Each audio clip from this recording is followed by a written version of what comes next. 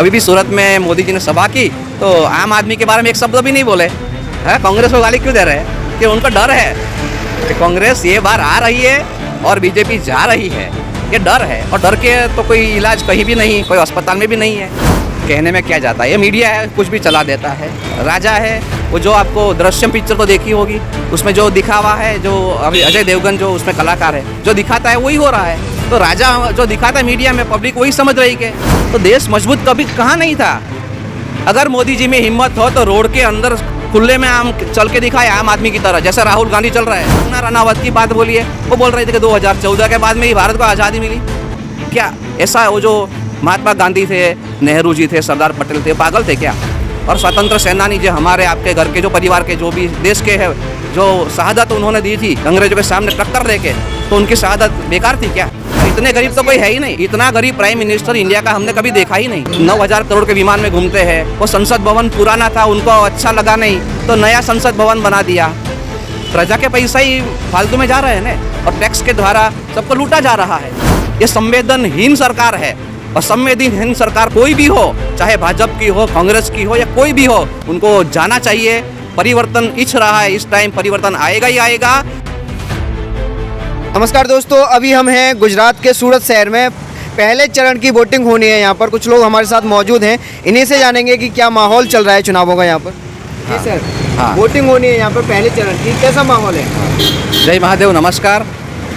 आज एक बहुत ही गंभीर मुद्दा आया है, और जो इलेक्शन आ रहा है गुजरात राज्य के अंदर, तो सत्ता परिवर्तन के लिए यहाँ की पब्लिक बहुत ही आक्रामक है। लोगों के अंदर बहुत गुस्सा है, आक्रामकता है, रोष है। क्योंकि जो सत्ता में जो सरकार अभी चल रही है, उन्होंने अंतिम 5 साल में तो कहर मचा के रख दिया है। कोरोना के अंदर हो, चाहे मोरबी का प्रश्न हो, चाहे बेरोजगारी का प्रश्न हो, और महंगाई का तो बात ही मत कीजिए।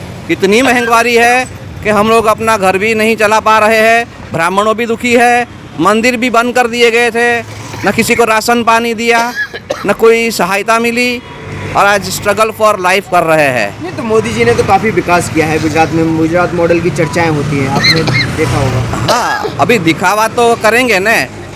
कौन सी माँ अपने बेटे को खराब है ऐसा बोलेगी? सही बात है ना। अपना लड़के को शादी करनी हो तो सभी जगह अच्छी अच्छी बात ही करेंगी। जबकि निकम्मा लड़का है, न माँ बाप की सुनता है, न किसी की सुनता है, बस मन की बात ही करता रहता है।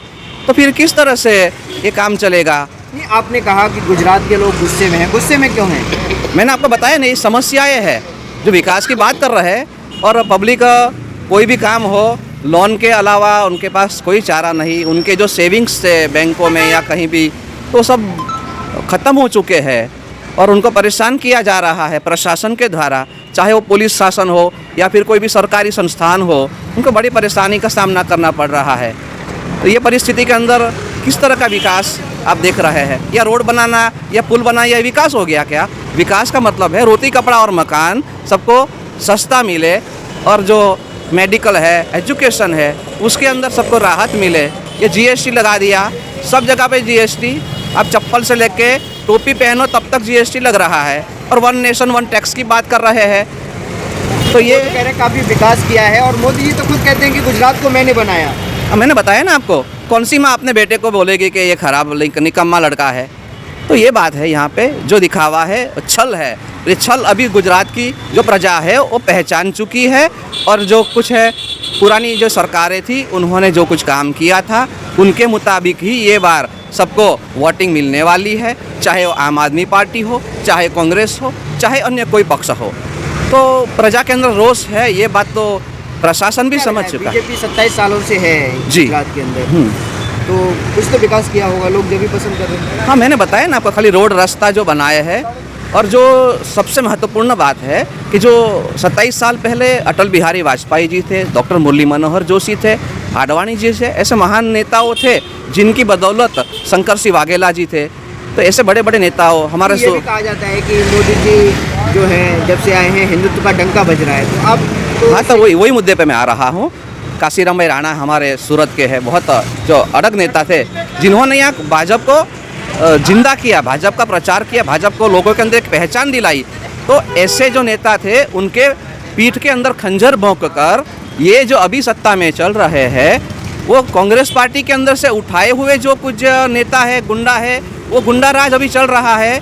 आप देख सकेंगे कि हिंदुत्व की जो बात कर रहे हैं बीजेपी कौन से मुंह से कर रही है। महाराष्ट्र के अंदर उद्धव ठाकरे की हिंदू सरकार चल रही थी, उसको गिराने में सूरत का अहम महत्व दिया गया। वहाँ से जो बागी नेताओं को यहाँ लाके शिवसेना को फिर आसाम ले दिया गया और बात सुनी हुई कि 50-50 करोड़ रुपया एक एमएलए को दिया गया। तो ये क्या हिंदुत्व है? क्या हिंदुत्व की सरकार को गिराने के बाद आप हिंदुत्व का झंडा किस तरह लहरा सकते हैं? ये मेरा कहना है। ये तो राम मंदिर बनवा दिया उन्होंने। हाँ, तो राम मंदिर तो कांग्रेस के टाइम में भी थी, वो केस चल रहा था कोर्ट के अंदर, तो कांग्रेस के हाथ भी बंधे हुए थे। ये तो उन्होंने अपने जस्टिस बिठा दिए, अपने प्रशासन के द्वारा जो कुछ हुक्म करवा के मनमानी करके ये मंदिर बनवाया। मंदिर तो 92 में भी ये रथ यात्रा की थी आडवाणी जी ने। खत्म कर दिया है, धारा 370 हटाने का भी जिक्र करते हैं। अभी आप देखिए भारत के अंदर सबसे बड़े जो इंडस्ट्रियलिस्ट है उनसे बड़ा आतंकवादी कोई है ही नहीं।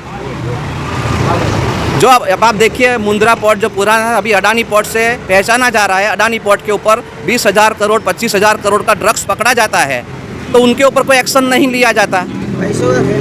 बराबर है। और मोरबी के अंदर इतना जो पुल था, वो जो जयसुख पटेल थे ओरेवा कंपनी के संचालक, वो खुद उनको भगा दिया गया, तो कोई एफआईआर भी उन पर दर्ज नहीं हुई। इतने सारे आदमी मर चुके, अस्पताल के अंदर लाशें पड़ी है, सब रो रहे हैं, दुख का समय है। और उस टाइम अस्पताल के अंदर कलर काम करवाना ये कौन सी है सज्जनता है? ये संवेदनहीन सरकार है। और संवेदनहीन सरकार कोई भी हो, चाहे भाजपा की हो, कांग्रेस की हो या कोई भी हो, उनको जाना चाहिए। परिवर्तन इच्छ रहा है, इस टाइम परिवर्तन आएगा ही आएगा। हिंदुत्व का मुद्दा है ही नहीं, यहाँ सब भाईचारे से रह रहे हैं और कोई भी कौमी तनाव यहाँ सूरत में नहीं देखा जा रहा है। आप परिवर्तन की बात करते हो, वहीं बीजेपी दावा कर रही है 150 सीटों का। अभी दावा करने में तो कोई रोक नहीं सकता। 182 में से 182 भी आ सकती है, वो उनका दावा अलग बात है, लेकिन कोई टक्कर में नहीं है इस बार, और ज़्यादा बढ़त मिलेगी उन्हें। हाँ, तो शायद उनके पास ऐसी कोई फॉर्मूला होगी। और आप तो देखते हैं कि इलेक्ट्रॉनिक वोटिंग मशीन में कितनी बड़ी गड़बड़ी हो रही है। हाँ, तो ये आप सब देख रहे हैं, पब्लिक भी जानती है। अगर इलेक्ट्रॉनिक वोटिंग मशीन के अंदर कोई गड़बड़ी नहीं हुई तो ये बार भारतीय जनता पार्टी को जाना नक्की है और नक्की है। ये वोटिंग करते समय मुद्दा क्या रहेगा? ये बस यही वोटिंग के समय यही मुद्दा रहेगा कि महंगाई है। आप देखो 450 का गैस का बाटला 1200 रुपये में, सब्जी के भाव देखो, दूध के भाव देखो। गरीब लोगों की हालत बिगड़ रही है। मिडिल क्लास ही गरीब हो चुका है। सबकी नोटबंदी से सब आवक खत्म हो गई। तो मोदी जी तो गरीब घर से आते हैं, गरीब घर के बेटे हैं। अभी हो तो इतने गरीब है कि दिन में 3 बार तो सूट बदलते हैं। और कितना बड़ा विमान लिया, हाँ, 9,000 करोड़ रुपए का विमान लिया। और संसद मोदी जी, हाँ, इतने गरीब तो कोई है ही नहीं। इतना गरीब प्राइम मिनिस्टर इंडिया का हमने कभी देखा ही नहीं। आधा पुलिस वाला। हाँ, ये तो 9,000 करोड़ के विमान में घूमते हैं। वो संसद भवन पुराना था, उनको अच्छा लगा नहीं, तो नया संसद भवन बना दिया। प्रजा के पैसा ही फालतू में जा रहे हैं ना, और टैक्स के द्वारा सबको लूटा जा रहा है। अब आप देखिए सरकारी कर्मचारी का पगार देखिए, उनका पगार बढ़ाने के लालच के अंदर पब्लिक के ऊपर जीएसटी ये सब लगा के किसी भी तरह उनको लूटना, ये उनका ये कायदा हो चुका है। तो कहते हैं महंगाई हो रही है लेकिन विकास हो रहा है। विकास किसका है? जो बैठे है संसद में है या नेता है, आईएएस ऑफिसर है। ये सरकार है ब्यूरोक्रेट्स चला रही है। ब्यूरोक्रेट्स के अलावा ये सरकार कोई चला ही नहीं रहा है। उनको कोई एक्सपीरियंस नहीं है वहीवट का। इसीलिए तो कांग्रेस में से जो नेता उठा के कोई भाजपा में ले जा रहे हैं कि उनके माध्यम से ये सरकार चल रहा है। शंकर सिंह वाघेला जी यही तो बोल रहे हैं। मतलब कांग्रेस के नेताओं के दम पे चल रही है सरकार। यस, ये आपने अच्छा पकड़ा मुद्दा। कांग्रेस है तो उनके पास तो एक से एक बड़े नेता हैं। हाँ, तो अभी उनको साइड में डाल दिया ना। कहाँ है अडवाणी जी? कहाँ है अडवाणी जी? मुरली मनोहर जोशी कहाँ है? शत्रुघ्न सिन्हा कहाँ है? क्यों सब छोड़ के चले गए? नवजोत सिद्धू कहाँ है? अब देख रहे हैं ये अच्छे आदमी थे जो पब्लिक के बीच में रहकर पब्लिक का काम कर रहे थे, उनको साइड में लगा के जो उनको ये काम कर रहे हैं, गलत काम में सहकार दे, वही उनको अच्छा लगता है। अभी कंगना रनावत की बात बोलिए, वो बोल रहे थे कि 2014 के बाद में ही भारत को आज़ादी मिली। क्या ऐसा? वो जो महात्मा गांधी थे, नेहरू जी थे, सरदार पटेल थे, पागल थे क्या? और स्वतंत्र सेनानी जो हमारे आपके घर के जो परिवार के जो भी देश के हैं, जो शहादत उन्होंने दी थी अंग्रेजों के सामने टक्कर दे के, तो उनकी शहादत बेकार थी क्या? नहीं, वो कहते, कुछ लोग कहते हैं कि पहले हम सुरक्षित नहीं थे, अब सुरक्षित हैं। हाँ, अभी तो छल चल रहा है और दिखावा मीडिया टोटली उनके फेवर में है। और आप जैसे जो मीडिया है जो सत्य दिखा रहा है ग्राउंड लेवल पे आके, वही सत्य है। आप किसी भी घर में जाके देखिए, और पैसे बांटे जा रहे हैं, सब कुछ चल रहा है और बोल रहे आचार संहिता का पालन हो रहा है। नहीं, आदर्श आचार संहिता का पालन नहीं हो रहा है, प्रेशराइज्ड है और पुलिस भी है, वो भी बेचारा लाचार है। कुछ लोग तो ये भी बोलते हैं कि महंगाई कितनी भी हो जाए देश मजबूत रहना चाहिए, और मोदी जी हैं तो देश मजबूत हो रहा है। तो देश मजबूत कभी कहाँ नहीं था। अगर मोदी जी में हिम्मत हो तो रोड के अंदर खुले में आम चल के दिखाए आम आदमी की तरह, जैसे राहुल गांधी चल रहे हैं, जैसे अरविंद केजरीवाल चल रहे हैं, इंदिरा गांधी चल रही थी, राजीव गांधी चल रहे थे। सुवर्ण मंदिर के अंदर आतंकवादी घुसे हुए थे उस टाइम में, तो उन्होंने अपना जान के जोखम के ऊपर इंदिरा गांधी जी ने ऑर्डर किया था आर्मी को कि आप अंदर जाइए, आतंकवादी को, भिंद्रान वाले जो थे, खालिस्तान वाले, उनको पकड़ के ले जाइए, shoot at site, on the spot उनको ऑर्डर दिया था। तो उनके बाद में ये जो हुआ, सिख लोगों का उनके ऊपर नाराज़गी आई और उनकी हत्या हो गई। तो ऐसे प्राइम मिनिस्टर चाहिए जो अपनी जान की परवाह न करते हुए पब्लिक की फिक्र करे। आतंकवाद का जवाब इसमें आ ही गया है। आतंकवादी कौन है? तो फिर उन्होंने तो खात्मा कर दिया आतंकवादी जो थे, आतंकवाद को। पहले वो बोलते हैं कि जो विपक्ष में जो सरकारें हैं, जो कांग्रेस पे, वो कहते हैं कि कांग्रेस आतंकवाद को बढ़ावा देती थी। कंदहार के अंदर जब जो घटना हुई थी, उस टाइम के जो एनडीए सरकार थी, अटल बिहारी वाजपेयी जी की सरकार थी, तो उनके एक नेता को पकड़ के लड़की को हाईजैक, एक जो विमान था उनको हाईजैक किया गया था, तो उनकी लड़की भी उसमें थी। तो उनको छुड़ाने के लिए, ये आतंकवादियों को छुड़ाने के लिए उन्होंने शर्त रखी थी कि इनको छोड़ दो तो हम विमान छोड़ देंगे। तो उन्होंने ये मानकर आतंकवादी को छोड़ दिया था। अभी आतंकवादी का नाश कर रहे हैं कि आतंकवादी को सपोर्ट कर रहे हैं, ये आप बताइए। तो क्या लग रहा है, गुजरात में माहौल बदलेगा कुछ? अवश्य बदलेगा। मैंने आपको बोला कि इस टाइम बहुत ही आक्रोश है हर घर में, चाहे वो बीजेपी के समर्थक हो या कांग्रेस को हो या कोई भी हो। आज हर एक के मन में प्रश्न उठ रहा है कि कोरोना के अंदर जो मिसमैनेजमेंट हुई थी और पूरी रूपाणी सरकार को इनको बदलना पड़ा। रूपाणी सरकार को क्यों बदलना पड़ा?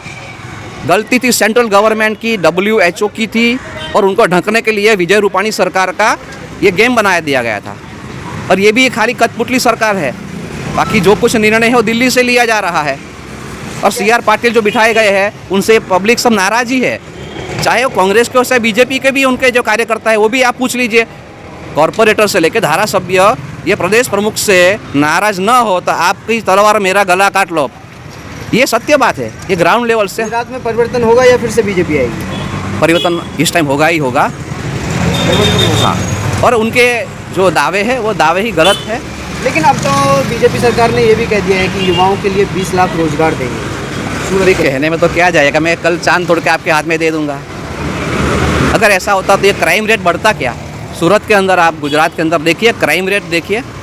युवा बेरोजगार है तभी तो कुछ न कुछ काम के लिए किसी का मोबाइल चोरेगा, किसी का बाइक चोरेंगे, अच्छे अच्छे घर के लोग आप पकड़ जाते हैं। अब देखिए, तो ये गलत बात है। और देखिए क्या नेगेटिव सब हो रहा है, तो महाराष्ट्र में भी ऐसा गलत हुआ है और जो कुछ है प्लान गलत तरीके से चल रहे हैं। क्या नाम हुआ आपका? मेरा नाम है महंत जयेश भाई हितेंद्र भाई भट्ट। उधना महादेव मंदिर का मैं पुजारी हूँ। एक ब्राह्मण होके मैं इस तरह से बात कर रहा हूँ, तो हमारे ब्राह्मणों में भी इतना आक्रोश है। आप देखिए, डॉक्टर जय नारायण व्यास इतने साल भाजपा के अंदर रहे, उनको भी वहाँ बहुत तकलीफ़ दी गई और वो अपने तकलीफ़ की वजह से और सत्य क्या न्याय की वजह से अभी कांग्रेस पार्टी ज्वाइन की उन्होंने। इतने बड़े दिग्गज नेता क्यों भाजपा छोड़ रहे हैं? क्या रीज़न है उसके पीछे? वो तो कहते कि पहले हिंदू खतरे में था, मोदी जी के आने से सुरक्षित। अबे कहने में क्या जाता है, ये मीडिया है, कुछ भी चला देता है। राजा है वो, जो आपको दृश्यम पिक्चर तो देखी होगी, उसमें जो दिखावा है, जो अभी अजय देवगन जो उसमें कलाकार है, जो दिखाता है वही हो रहा है। तो राजा जो दिखाता है मीडिया में, पब्लिक वही समझ रही कि ऐसा ही है। अदरवाइज़ देखिए, गणेश उत्सव के अंदर मुसलमान भी आते हैं और कौमी एकता का प्रदर्शन करते हैं, गणपति का नाम देते हैं, हनुमान जी का जय श्री राम का नारा वो भी लगाते हैं। और जब ताजिया निकलता है तो हमारे हिंदू भी उनको प्रणाम करते हैं, दरगाह पे हम भी जाते हैं और वो भी हमारे मंदिर में आके दुआ करते हैं। तो जमीन पे भाईचारा है? भाईचारा है ही।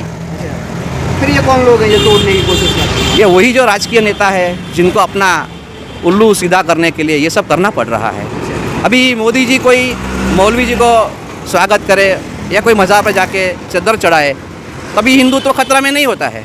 और आप और हम जाके दुआ करेंगे, हमारा बच्चे बीमार है तो पानी बनाएंगे, गुलाब का फूल लेंगे, हाँ तो हम खतरे में आ गए, हम कौमी हो गए। तो हिंदू तो विशाल है, दरिया जैसा। हिंदू का शब्द का अर्थ क्या है? विशाल। सिंधु नदी में से हम आए, सिंधु प्रदेश में से। तो हिंदू के अंदर सब समावेश हो जाता है। अभी राहुल गांधी जी भारत जोड़ो यात्रा लेकर निकले हुए हैं, कैसे देखते हो, कुछ बदलाव होगा उससे?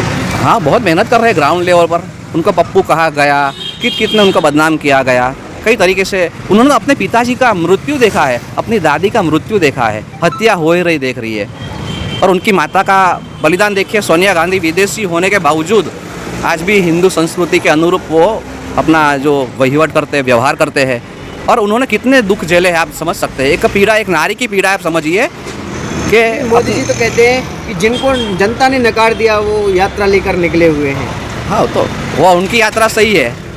हाँ, 17 किलोमीटर 27 किलोमीटर गाड़ी के अंदर बैठ के, हाँ, सिक्योरिटी गार्ड के साथ में, वो यात्रा सही है? या पब्लिक के साथ में, सबको साथ में लेके प्रेम से मिलना, ये यात्रा सही है? देखिए, गुजरात चुनाव के दौरान असम के जो सीएम हैं बीजेपी के नेता, उन्होंने राहुल गांधी की दाढ़ी की जो तुलना है वो सद्दाम हुसैन से कर दी। कहा कि उनका जो लुक है ना वो सद्दाम हुसैन जैसा होता जा रहा है। अब ये सब मार्केटिंग है और कुछ नहीं है। वो भी जानते हैं कि राहुल गांधी जो काम कर रहा है वो कभी भी नहीं कर सकते। क्या लग रहा है, डर है उनके अंदर? डर ही है ना। क्यों गाली, क्यों कांग्रेस को क्यों गाली दे रहे, और कोई पक्ष को तो गाली नहीं दे रहे। अभी भी सूरत में मोदी जी ने सभा की तो आम आदमी के बारे में एक शब्द भी नहीं बोले। है, कांग्रेस को गाली क्यों दे रहे हैं?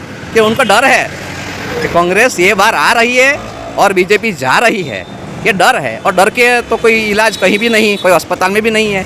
तो ये साइकोलॉजिकली है और डटकर सामना कर रहे हैं राहुल गांधी। और शायद ये सेमीफाइनल मैच है 2024 में, जो लोकसभा इलेक्शन होने वाले हैं, फाइनल है। तो उस समय कांग्रेस सरकार बनेगी तो उसके सेमीफाइनल मैच है। तो प्रजा ने तो नक्की कर लिया है, ब्राह्मणों भी नक्की कर ली है कि इस बार हमको जो ठगा गया है, हमको हिंदू मोदी जी नहीं होंगे तो क्या होगा, हाँ, मुसलमान हम पर चढ़ बैठेंगे। ये सब बातें करके लोगों को डराया धमकाया जा रहा था। इसमें से सब मुक्त हो चुके हैं और कोई भी उनकी ये बार प्लानिंग है वो फेल होने वाली है। पब्लिक जाग उठी है और इस टाइम बदलाव आने ही वाला है। देखिए, अभी ईवीएम के ऊपर निर्भर है।